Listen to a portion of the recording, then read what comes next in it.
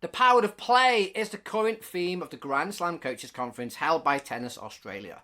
In today's podcast, I'm going to reflect on week one of the first few presentations that I've watched, why I agree that play is really important, players should be having fun, the issues with traditional tennis coaching, but also some of the mixed messaging coming through from the conference. Welcome, as always, to my tennis coaching podcast. I hope you've all had a great new year. Apologies for the slight delay on this podcast. I only returned back to work yesterday. This podcast was meant to go out yesterday. It was going to be live, but first day back was a little bit chaotic. So I'm recording it on Tuesday. It's going to go out on Thursday on YouTube and on Spotify. So apologies. I am hoping to do a live podcast towards the end of the month. On that note as well, if you are watching on YouTube, slight change in my YouTube schedule. We're going to release the video podcast each and every Monday, and then 2 additional videos on a Wednesday and Friday. And yes, let me know if you do enjoy the new style of content, as always, in the comments. So yesterday was the start of the Australian Open Grand Slam Coaches Conference, a virtual coaching event that I enjoy and I register and enroll each and every year. Hopefully one day I will present at the conference as well. It's on one of my sort of goal lists. And yeah, I really was intrigued by this year's conference because it was the power of play. Why we need to bring more play into our tennis sessions. And there was elements of constraint-led coaching, ecological dynamics. A couple of the presenters I know, Sean Malcolm from the UK, Matt Wiggum from the UK originally, but now based out in Australia as well, I know are very constraint-led, approached, focused practitioners. So I was really interested in the conference, and I logged on yesterday morning, quite eager at 9 o'clock UK time, and I started to consume some of the content. And this podcast will be my reflections on the content, why I agree with a lot of the principles that were presented, some issues I have in and around it as well.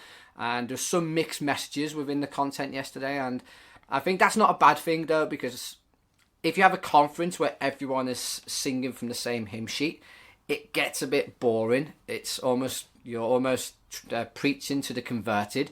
I think there has to be slightly different lenses and different views, and I completely accept that as well.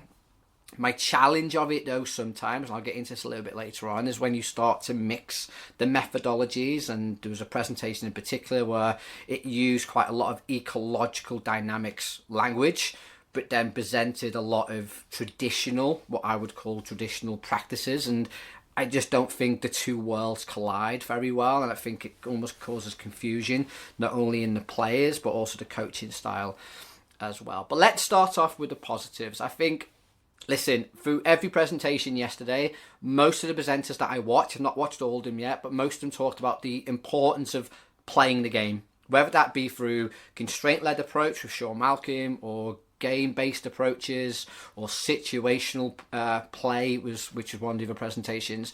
We need to learn more via play.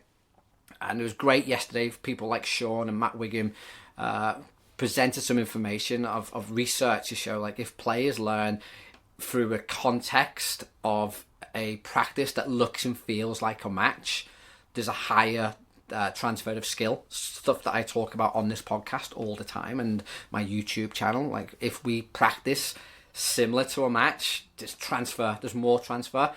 If we practice in isolation and basket drilling and drop feeding, there's very little transfer as well. And that was a very strong message that came through yesterday. I don't think it came through enough. I think it needs to be something that's put out there more. I understand why a lot of federations, and this is not a knock on Tennis Australia, but a lot of federations or coaches don't want to completely throw the baby out with the bathwater, because we've coached this way for 100 years or so. So it's almost saying, well, yeah, we've got that completely wrong, and yeah, this is probably more effective. And I don't see it that way. And I think sometimes with my podcasts and my social media posts, it comes across like I'm anti-basket drilling, and I've never done that. I've coached that way. I know what it's like to coach in that traditional sense. I know the positives of coaching that way. You get quick wins straight away. You can make the player look and feel really good in a very short space of time. It's controlled. It looks like teaching and learning is taking place.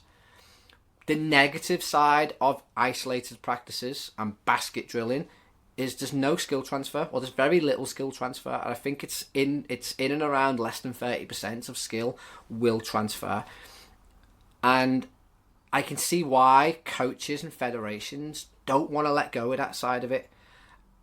And what I'm seeing a little bit now is they're trying to merge the two worlds. Well, let's teach the fundamentals in block practice or fundamentals and lots of repetition, and then we'll get to the constraint-led approach or the situational awareness play or the game-based play a little bit later on. There's still this mentality that we have to isolate the skill, practice it, develop it, and then open it up completely. And it's something that I've been having conversations with coaches from around the world recently. Why do we have to go right down to the minute detail? Why do we have to break it down to the very small point and then go from mini to maxi? Surely it makes more sense starting with the game and working our way back a little bit until we find a point where the level of stress or challenge is there. Because if something's too difficult, and we understand that playing a match or a game of tennis is quite challenging for a beginner. Why? Because there's loads of variability. There's loads of options, and sometimes there's too many options. And if you listen to me rant enough, you'll know I talk about like the all-you-can-eat buffet. You go to the Chinese or Indian or English all-you-can-eat buffet, and there's so much choice, you don't know what to pick. And you end up just picking loads of random stuff, and it doesn't quite go together, and it doesn't quite taste very nice, and you end up leaving half of it, and you probably don't have a great experience because there's too many options. And sometimes when we play tennis, we have that effect as well. There's too many things going on. There's too many variables in play. The ball is going in different places. The opponent is changing. The score is changing. The environment is changing. So one thing that gets lost within ecological dynamics or constraint-led approach is this whole idea of, well, we just play games and we expect that the players get better through playing the game. Doesn't quite work that way. What we have to do from an ecological dynamics point of view or constraint-led approach is we have to look at what's happening, where the player is maybe struggling or even finding success. Doesn't always have to be a weakness. And can we manipulate the task, the environment or the player and guide them towards better solutions? So we start to strip away some of the variability. What we don't do is bring it all the way down and strip everything away. And we go into isolated practice or drop feeding or just making sure there's only one solution. And that's what a lot of traditional tennis coaching is. We break it down. If you think about the classic hourglass, okay, you do your game assessment, you pick a teaching point, you isolate it, you do lots of volume, block practice with the idea of you're developing the skill. Again, research shows that it doesn't really develop the way we think it does. And then we progress it and then we put it back into the game. The issue is we bring it so far back and we bring it back to the minute detail that it doesn't quite develop, because the point A, which is the isolated practice, and the game, there's too much in between.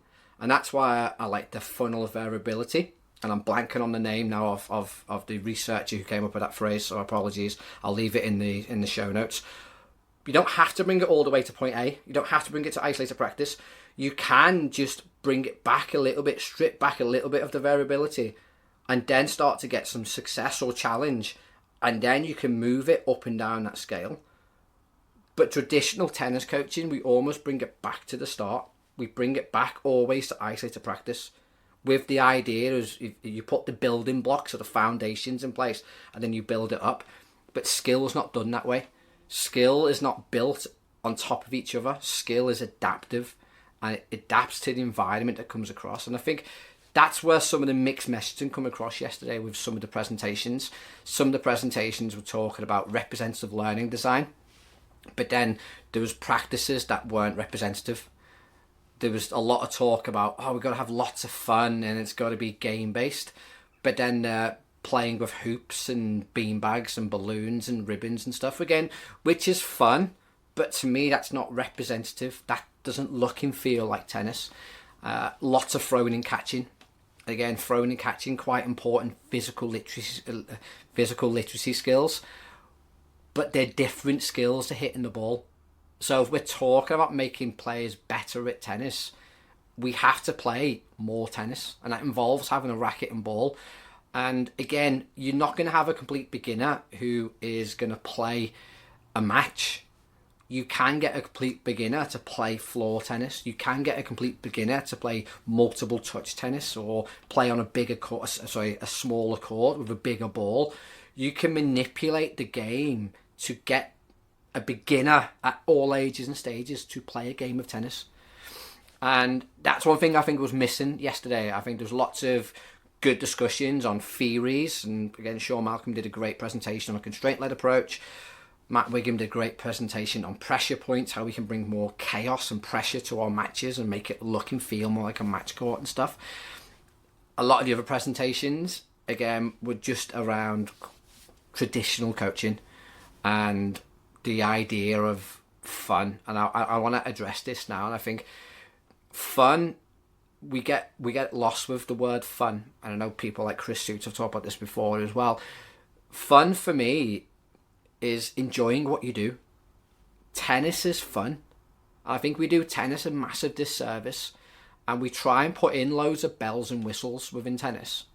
We bring in the hooters, and we bring in the balloons, and when I say hooters, I mean if you're a Miss Hits or She Rallies coach, you know what I mean by hooters. It's not the American bar, but we bring in all these gimmicks, and we bring in the balloons and the pads and stuff like that, and it's great and it's fun, it's chaotic. But then when these kids go and play a match, it's not the same. It's different. It's different skills that they're developing. When you're throwing and hitting a beanbag, it's different skills to hitting the ball. There's a different affordance, there's a different movement opportunity, there's a different movement solution. Again, not saying that these things aren't important. Physical literacy is important. We need to help these kids develop a wide range of skills, not just tennis skills. But if we've got these kids for 1 hour a week, we spend so much time throwing and catching, and the balloons and the fluff, I call it. And then we expect these kids to go and play a tennis match where there's no balloons. It's quite a pressure environment. There's a lot of stress. There's a lot of anxiety. It's one-on-one. There's no noise generally. It's quite a quiet environment. There's someone keeping score. There's loads of parents watching. There's other players watching. And we wonder why there's a massive disconnect. Now, I'm not saying every practice has to be like a match practice, but it has to practice elements of the game.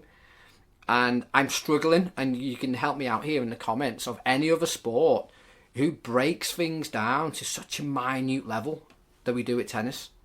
I grew up playing football, and the most we broke it down was dribbling around cones, which again, research shows is a waste of time, because in football, your opponents are never static, and they're never sort of a couple of centimetres tall either. They're live, complex movement bodies, and they're reacting to your movement. Cones don't react. And that's probably the less representative, but we spent more time in football training playing football. And I get it, tennis in some people's eyes is quite a hard sport. I completely disagree. I think tennis is a relatively easy sport. It's made complicated by people like me, like coaches, because we feel like we need to teach you technique and stuff. And again, I think that was missing from the conference. I'd love to see more about, okay, let's just play tennis. Let's just play tennis, and this is how we can manipulate the game of tennis and how we can break it down and play. I think there's lots of fluff being thrown around at a minute, like constraint-led approach, like ecological dynamics, and game-based coaching and situational awareness. But it's still going back towards that traditional coaching of, okay, we'll throw and catch into a cone. Okay, we'll have a cross-court rally. We'll strip everything away, or we'll bring into the basket feeding and stuff like that. And the neurological priming was another thing that got brought up yesterday. Just random stuff. And it's like, right, let's just play the game. And I know I'm going off on mad tangents here, and I'm just sort of just releasing a lot of the things that I've been thinking about over the past 24 hours listening to the conference. I think conferences like these are great. It's good to have lots of different ideas and different perspectives from coaches from all around the world. But what impact does it have on you as a coach? And I've presented at some conferences, and I'm hopefully going to present some conferences this year. And I've done coach workshops, I've done CPD, I do coach qualifications and stuff. But how much impact does it have? Because yesterday I watched 5 or 6 presentations, And I look at it from a different lens. But even if I'm a coach, I'm looking at some of that stuff and going, well, that doesn't resonate with me because I don't need that at my club. That doesn't resonate with me because I don't understand the theory behind it and the science. So great, I might have some ideas of games, but I don't actually know how to put it into context. I will go to a CPD or I'll go to a conference and I'll watch some great expert presenters and they'll deliver some amazing stuff. But how can I take that and bring it into my 4 o'clock lesson? How can I take that and it's going to help me rethink and reshape my philosophy? And I think what tends to happen a lot is, and I've done this myself, you go to a conference or you watch a conference, you go on the court at 4 o'clock, you'll try out some of the stuff. Some of it will stick and work and you think, oh, I like that. But you've got to change it. You've got to modify it because your players are different. Your environment is different. Some of it will not work at all because it's not been designed for your players. So you throw it out completely and you'll never touch it again. And then after a couple of weeks, you'll just go back to what you've always done because you'll go back to your environment and your players and you'll go back to what you perceive works for your players. But that's an issue as well because if what you're doing is not very efficient and effective, even though you're consuming lots of new knowledge and information, if you haven't got then the backup support to go off and carry on these things, it almost gets lost a little bit. And I've seen this firsthand with sometimes when I've done workshops and I've delivered constraint-led approach or I've done a talk on constraint-led approach and the coaches have loved it. They've come up to me afterwards and go, oh my God, that's really good. And I'm going to buy the book. I'm going to do the drills. I'm going to look in more into the research and read some papers and listen to the Talent Equation podcast and the Perception Action podcast. 2 great podcasts. Go listen to them. I'm going to go a little bit deeper. And they go a little bit deeper for a couple of weeks. And then when I check in with them a little bit later on, it's a case of, well, yeah, I've just gone back. I've gone back because there's no accountability. Or a young coach will go back to their club, really excited about all these new ideas and philosophies, and they want to go off and try it. And the head coach goes, yeah, it's a load of rubbish. I've always done it this way. No. We don't want any of that rubbish here. We don't want any of that constraint-led approach. We don't want any of that game-based stuff. We want to do some basket drilling. And that then just stops that coach from growing. And I think about my journey now as I'm talking to the camera, like 4 years, over the past 4 years, I've explored on the court. I've done some terrible lessons. I've set up some terrible practices. I've got lots of things wrong.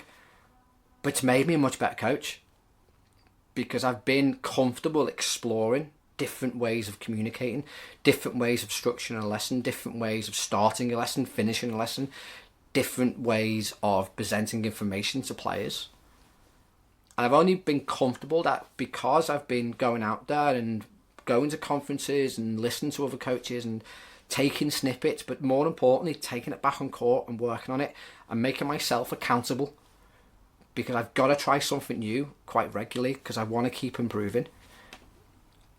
And that's the sort of my next question that I'm sort of putting out there to the comments as well.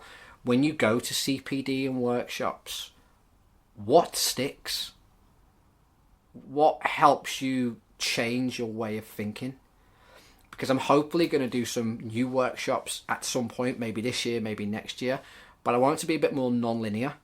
I want it to be a workshop where you'll come, we'll maybe share some ideas and some theory, and we maybe get on court and come up with some situations.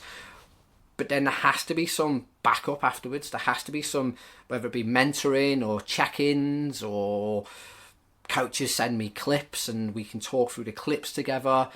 There has to be a long-term process. Like, again, shout out to Mark Tennant. Mark Tennant once told me, like, a conference or a CPD or even a coach qualification will not change behaviour. Behaviour is a day-to-day change because if you go to a conference and you see a great flashy presentation for 20 minutes, like I said before, it may last a couple of weeks, but you'll just go back. So how can we make these conferences, like we said before, with the Grand Slam Coaches Conference now, and go and check it out. I'll leave a link in the show notes. It's again, really great conference, lots of great presentations. Looking forward to watching week 2 next week. There's still stuff in there that I think's missing. Like I mentioned before, okay, if we're going to play, let's play tennis. Let's not waste our time throwing and catching and doing all that stuff if we got once a weekers.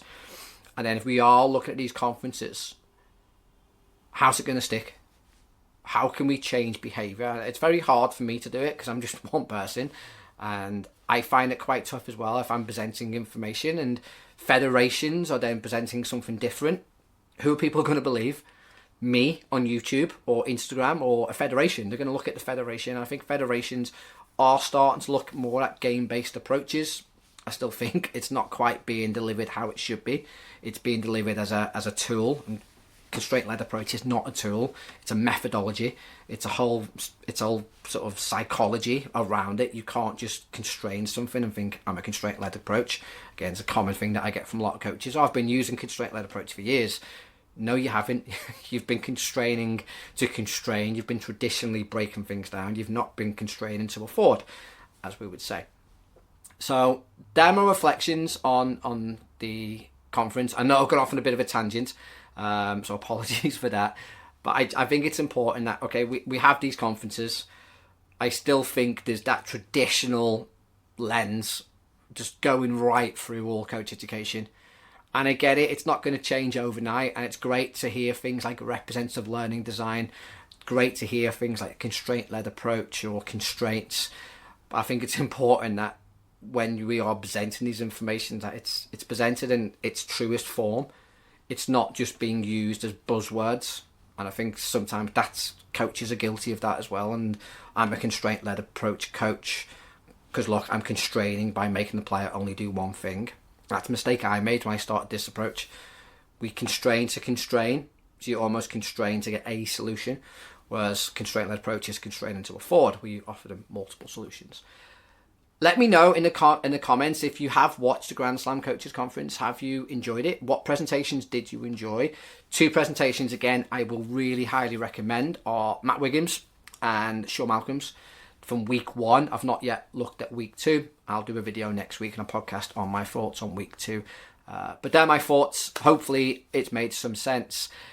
Please check out the link below from my Drills to Skills course. So if you are interested in trying to change a little bit of your coaching, making it a bit more relevant and making sure more skill transfers, check out the link below from Drills to Skills. As always, if you are on YouTube, like and subscribe. If you're on Spotify, please like and follow. And until next week podcast, I'll speak to you soon.